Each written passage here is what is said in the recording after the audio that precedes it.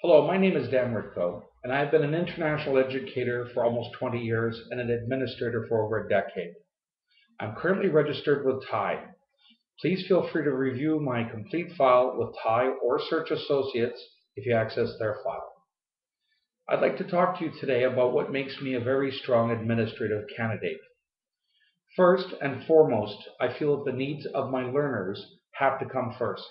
So when I recruit and place and professionally develop my faculty, all of those efforts, as well as budgetary considerations, curriculum, are centered upon the needs of learners. Let me elaborate on that point for a little bit. I think that the way that learners learn best is through differentiated learning styles and assessment strategies.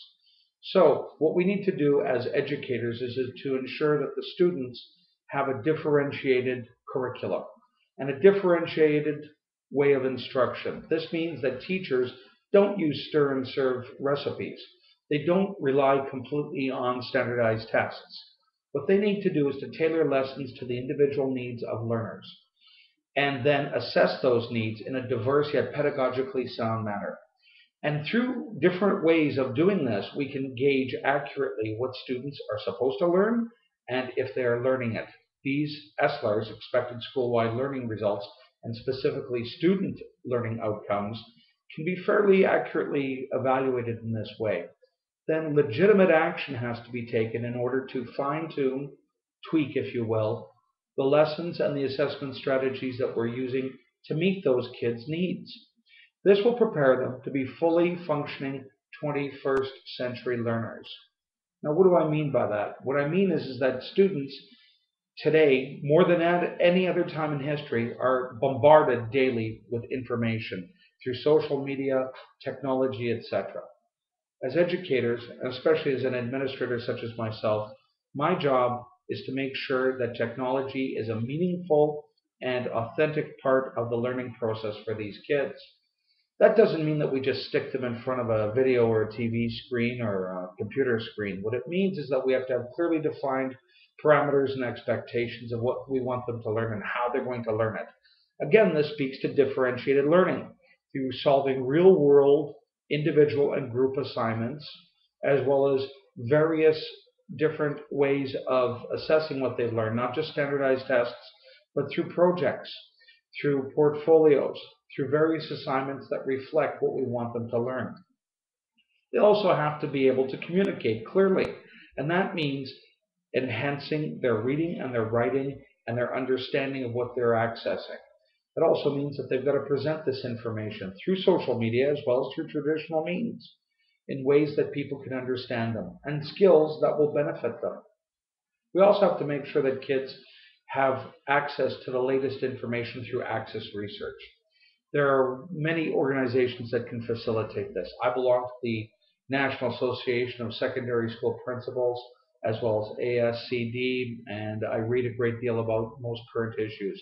As educators, and especially as an administrator, I feel it's very important that we keep up to date on what the best styles and the best assessment means are out there for learning and for showing what our kids, what we need to show them in terms of becoming fully functioning learners for the 21st century. That also means that they have to be socially responsible through habits of mind, through social networking, through citizenship activities. Kids have got to be responsible global citizens who will basically become the next generation of stewards of our planet. And again, this is critically important for the future of humanity. Now, I think it's important to know that we as educators are not just one-dimensional individuals. For instance, lots of the things that I'm presenting to you today seem very upfront and really boring, but they're not. If we differentiate how we approach our craft, if we make sure that we as educators show the importance of learning to our students through modeling it, through upgrading, through constantly taking courses, through professional development. Now, as an administrator, that's my job. I have to ensure that I hire the best faculty and that I retain them. How do I do that? Well, I have to give them meaningful opportunities to feel fulfilled as professionals. So I have to facilitate that. I also have to supervise them. I also believe in empowering educators to make sure that they do their jobs. Let's not forget that students learn best through their teachers. So we need a highly educated, highly intelligent group of staff who can continuously improve themselves, and through that self-improvement and classroom experience and also instructional ability, they can help our kids learn the best. This interview is very brief. What I'd really encourage you to do is to look at my full files again, whether it's on Tire Search Associates, or we can conduct a Skype interview. Again, it's been a pleasure to present my limited views in this limited opportunity to you on these educational issues.